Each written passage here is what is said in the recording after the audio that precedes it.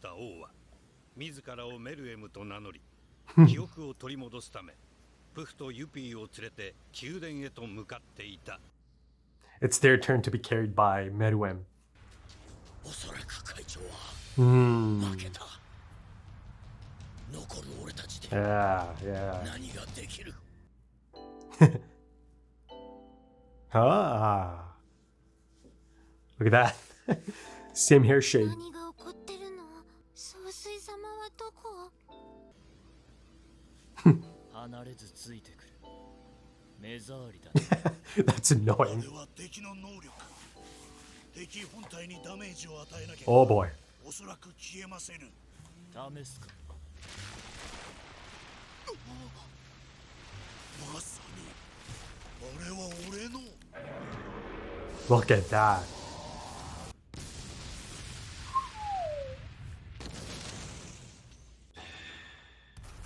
Oh, that's really similar to DBZ. Yeah, imagine being in his position.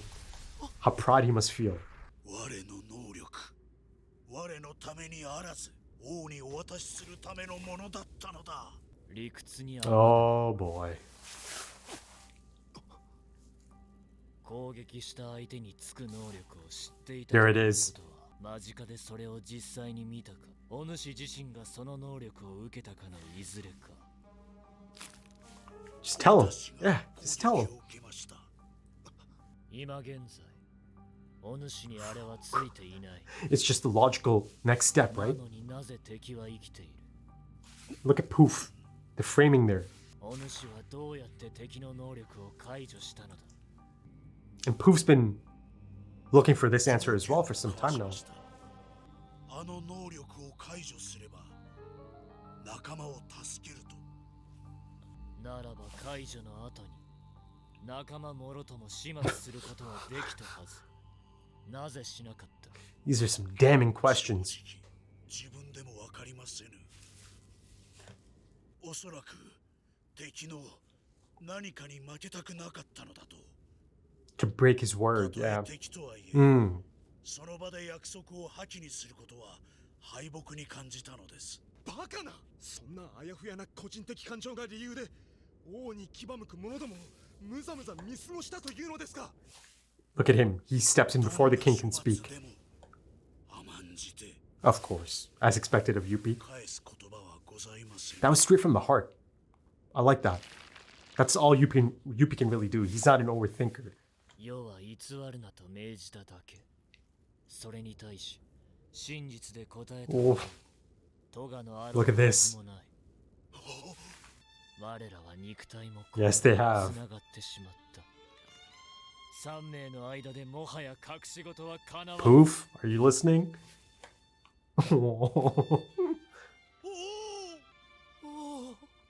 それは Ooh. 私の企みにその後ろめたさの感情に感づいての最後の忠告でしょうか。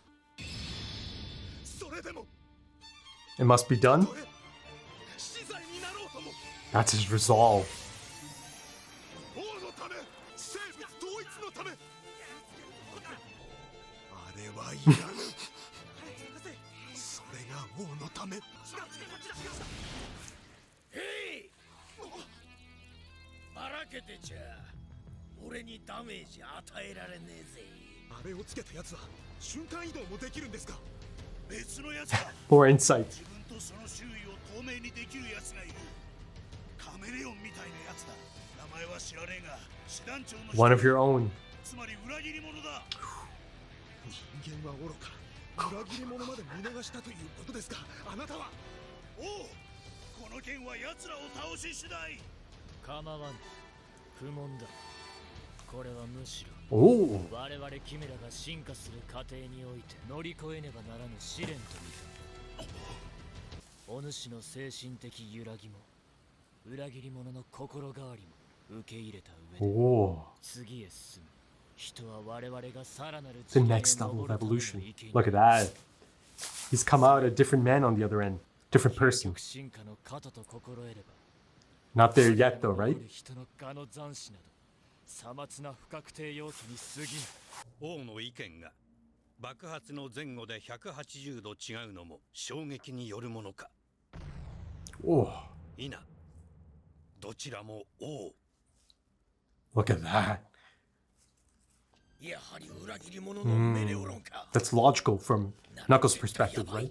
もうメレオロンの能力なしに王を倒す方法が思いつかねえ。 Look at this. He's thinking about it. 絶対にメレオロンを死守する。 This really works in Poof's favor, doesn't it? 突然現れたリーゼ Pompadour. 明らかに劣り、私たちがカメレオンを裏切り者と認識したことは Ooh, more logical thinking. 承知でしょう。つまり私が裏切り者を処分するため戻ってきたと奴らは That was the point I was making. 仮に現在カメレオンが周りのものを透明にしながら逃亡潜伏しており、その中にあの娘がいるとしても追い詰められればカメレオンをかばい娘を置いていくはず。なぜならば私が狙っているのはカメレオンだと思っているから。ピトーが必死に治療していた娘を私が殺しに戻るなど想像すらできないはず。もしも私が娘を取り戻しに来たのだと思ってくれればより好都合。 I mean, he's quite sure about this, but let's see. 娘を私に差し出すことすら期待できます。奴らの狙いはメレオロンだ。 Look at this, a friend circle. もともと奴らにしてみればこいつは Logical. もっと確かめてみる。 There you go. Sharp, as always, Killua Zoldyck. Pragmatic. Ah. Give him options. Put it to the test. Make him split up. 近そうへの扉。 Oh. なるほど。私に透明能力がバレていることも承知の二者択一ということですね。 Back and forth. Just logical stuff. 別の場所へ逃げたかの選択。私の分身をさらに分散し弱体化させようという作戦。 And the other option.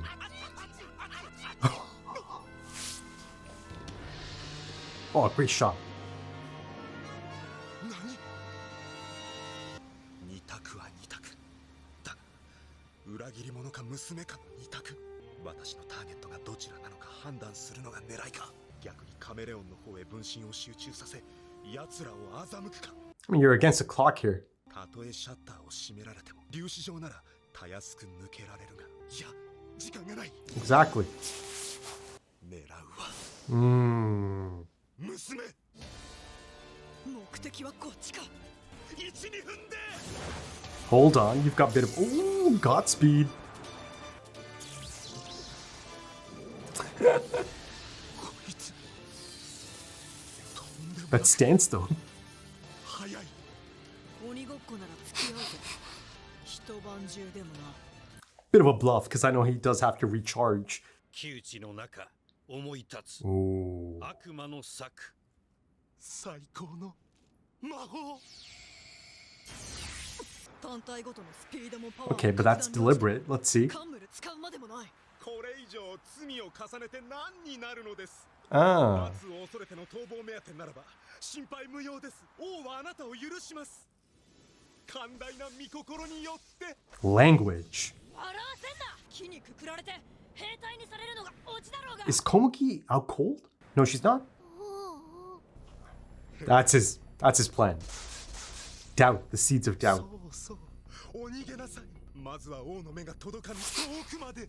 確定的だが、理由は不明だが、この子は王にとって重要な人物。 He speculated this all that time ago. Third party. 任務の上でも敵の手に渡すわけにはいかない。そうだわ。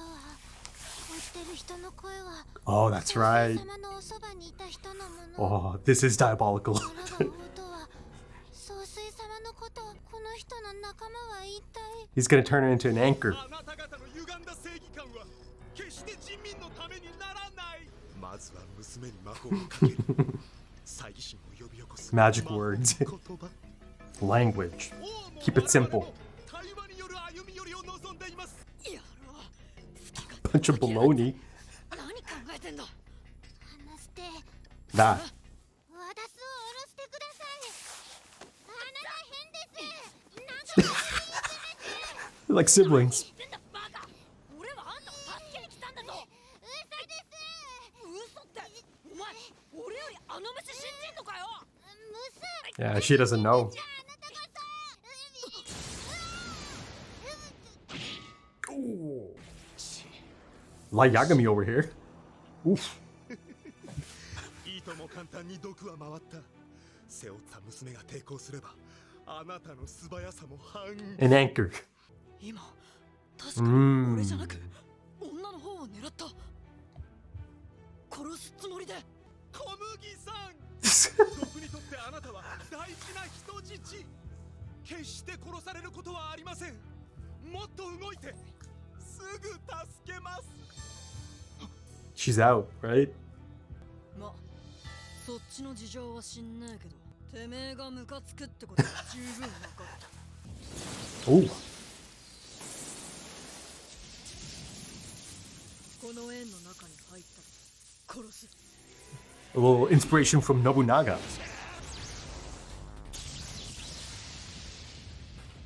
Whoa. 焦燥が伝わってくる。 手を貸すぞ。ご心配には及びません。ご覧ください、メルエム様。 Ah. 見渡す限りの人人人。すべては王のため。すべてが王のもの。これが世の。これら知恵回らぬ仮想愚民をすべ。生物山脈の頂に立つことこそ王本来の光や。 Yeah, let me tell you about your glorious destiny, eh? 天無にございます。 Ah, Komugi. Ooh, interesting. 何かが違う。 Yeah. As expected, right? まだ他に何かこれではない何かを。 Ah. 痛みが引かぬ。 Ah, interesting. ヨガ、いつもいた Oh 場 boy. 所はどこだ。残ったところを見てみるか。は、何か No, you don't want that, Poof. You don't want that. かもしれません。 He clocked it. まずい。 You don't want that. なり得る軍機の番や駒が Ah. 記憶を呼び起こす鍵に回収処分さねばすべて。 My god, the desperation, the tension. Oh, that's Pito. Followed up by Gonkun. あそこだ。 There's no escape. It's happening. 行くぞ。 Ah.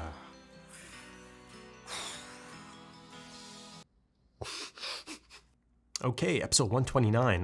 Yeah, of course. They had to sneak that in right at the conclusion of the episode. Quite the cliffhanger. And, at this point, yeah, all roads lead to this, the dreaded moment, right? If I'm being honest, yeah, I've been dreading it. It's one of those things that you kind of brush aside, as long as possible because, the implications of it once it does get addressed. And now, I'm facing it. You see the walk. It actually even kind of looked like a walk to the gallows essentially for someone like Neferpito, right? But yeah, this is it, and at this point there is no other opening, there's no other route. Gon is going to have to face the ugly truth, right, that he's been so delusional about, right? Though I suppose, from another perspective, there's this glimmer of hope that he chooses to lash onto. But again, I've maintained that, he's allowed himself, his mind has allowed himself to just be delusional about it, right? That, okay, it's doable. I can bring Kai back through Neferpito. But yeah, this is it. Now I'm hoping, now that it's been set up at the end there, that it actually does address that in the next episode, right?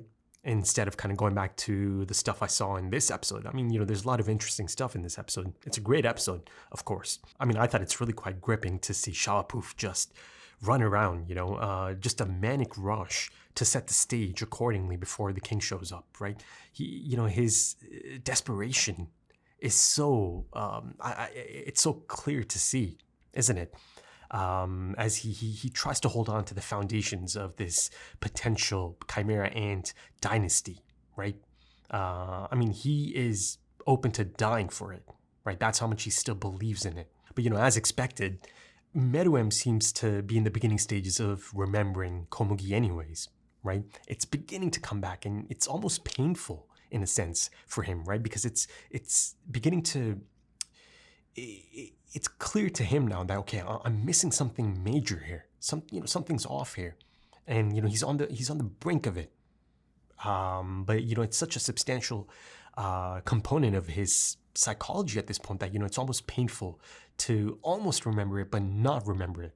Not just yet, but, like I said, I expected him to remember anyways, Yes, Poof is trying his absolute best to erase any, remnants of this human girl, this silly human girl, as he puts it, from time to time.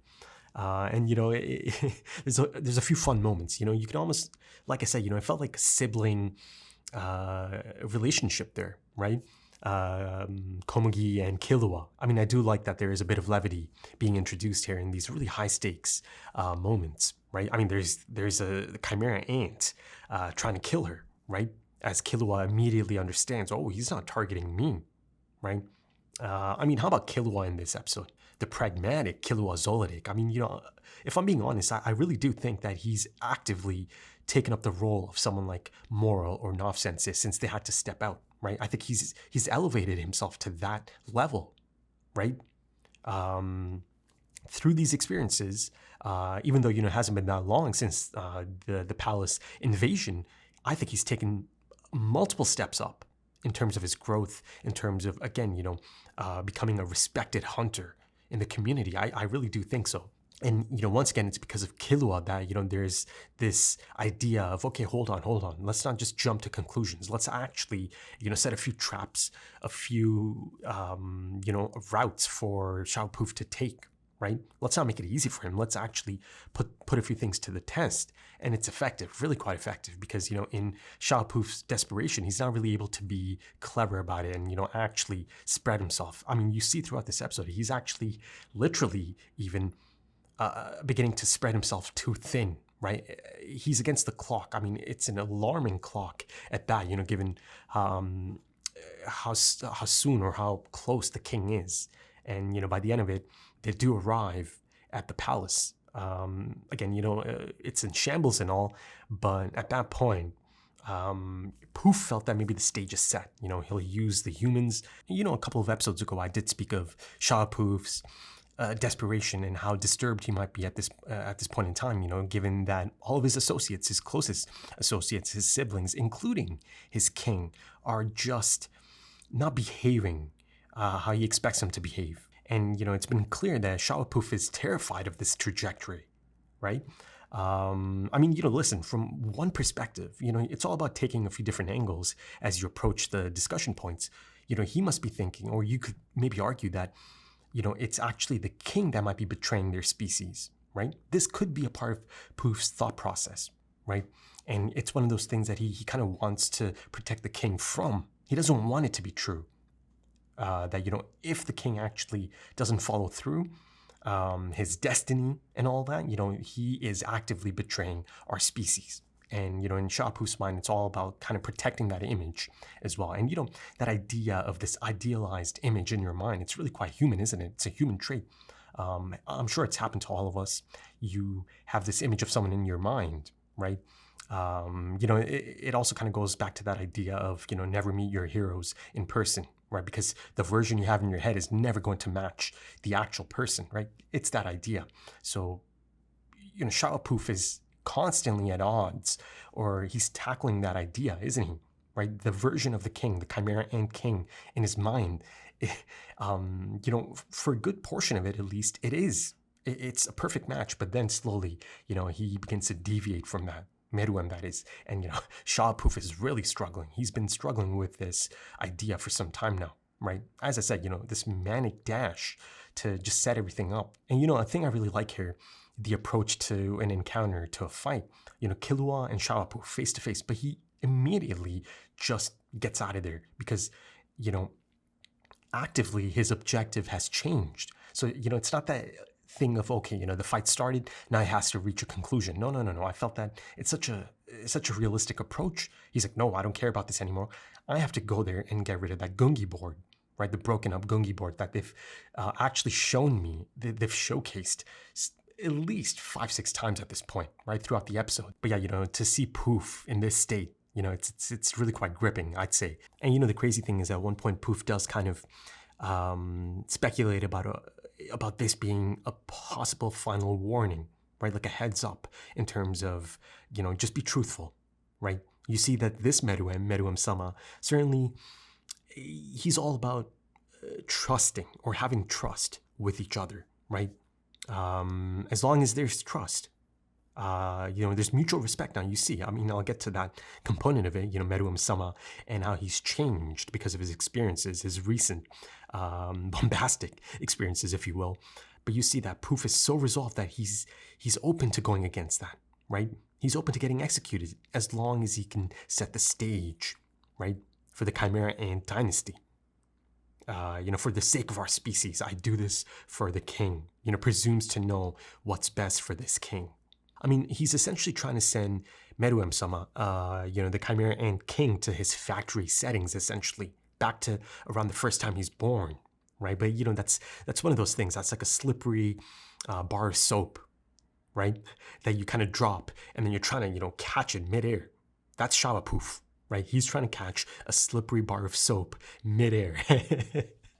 And it's quite the challenge, right? He's up against it. But also quickly on that aspect of it, you know, the shared thoughts aspect of it, you know, mind, body, and soul, and all of that. So I suppose it's not like a literal thing, you know. It's not just like okay, Meruem's gonna know at all times the exact thoughts of each one of them, but it's kind of more so about having a feeling. He can sense unease and all of that, right?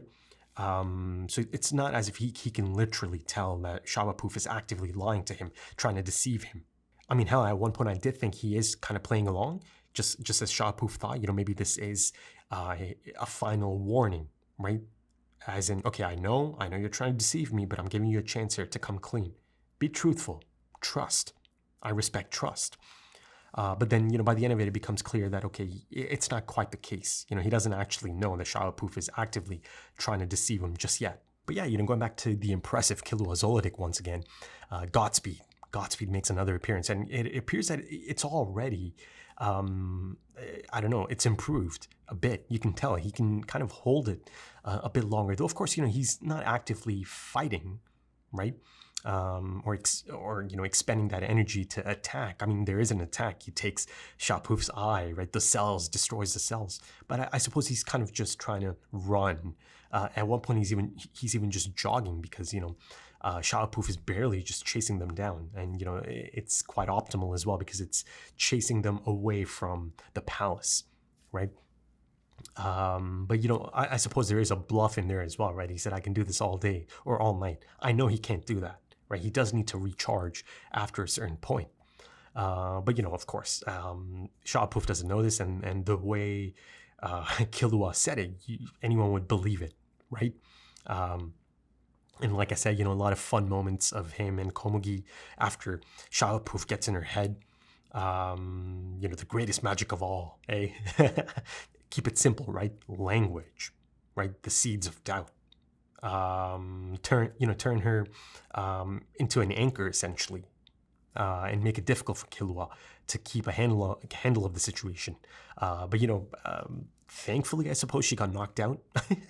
Hopefully, you know, it's not a sore one, but yeah, she's out, and that just helps Killua's case in that specific moment. And also, you know, as far as Killua is concerned, I felt that it's a really satisfying moment for him to be right about his theory, right? Or him understanding that he was spot on about this third party playing a part. This is, you know, right before the Dragon Dive episode. Yeah, you know, he gets to see that indeed he was spot on about that. There is something at play here, an outlier, something that they simply could not know, right? Or have any chance of knowing. But he was able to kind of put it together that there is something that they don't know, right? This is it, the third party. Hell, he's carrying the third party on his shoulders at this point, on his back. But yeah, you know, in my discussion points for the last episode, you know, I kind of spoke of people like Knuckle, right? One of the senior members of the extermination squad at this point. Again, you know, in the absence of Nav and Moro. But yeah, you see that given the lack of information at this point, from his perspective, it's essentially this idea of, okay, this is it, how exactly am I supposed to actually handle this now, right? You see that he's actually actively thinking about trying something against the king once the time comes soon enough, right? He's thinking about how nothing is possible if Melioran's cover is blown, or if he's dead, if he's killed in all of this, right? He's actually actively thinking about some kind of strategy against the king. So that's insane, right? That's the headspace he's in at the moment, and rightfully so, right? He has no idea about the internal struggles of the king at the moment, right? The hazy memory of the king and all of that. As far as he's concerned, they're coming in and they're coming in to slaughter everyone, right? One by one. So just to have that thought in your mind, that's gotta do a bit of a number, right? But Knuckle, he's hanging in there. And then let's kind of go back to the beginning of the episode, right? Because this is something really quite interesting, because, it's almost immediately addressed. I think I brought up this point about, Yuppie actually knowing APR, knowing the ability. But then I suppose I also said that maybe it was just because it's right near the conclusion of the episode. Look at this. He almost immediately just, puts it out there. Oh, I know exactly what this is. This is the enemy's ability. And that, the connotations of it and all that, right? Potentially getting rid of it.